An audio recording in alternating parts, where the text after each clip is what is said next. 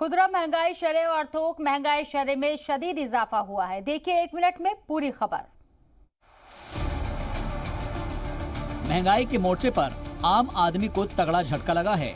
मई में थोक महंगाई के बाद खुदरा महंगाई में भी भारी इजाफा दर्ज किया गया है। खुदरा महंगाई शरह मई में बढ़कर 6.3% हो गई है, जबकि अप्रैल में 4.23% थी। यानी अप्रैल के मुकाबले मई में खाने पीने की चीजें महंगी हुई। खुदरा के साथ साथ थोक महंगाई शरह ने भी झटका दिया है। थोक महंगाई शरह अब रिकॉर्ड सतह पर पहुंच गई है। मई के महीने में थोक मूल्य आधारित महंगाई 12.94% के रिकॉर्ड सतह पर पहुंची। सरकार के मुताबिक पिछले साल के बेस इफेक्ट, कच्चे तेल और मैन्युफैक्चरिंग गुड्स के दामों में आई तेजी की वजह से महंगाई शरह में इजाफा हुआ है।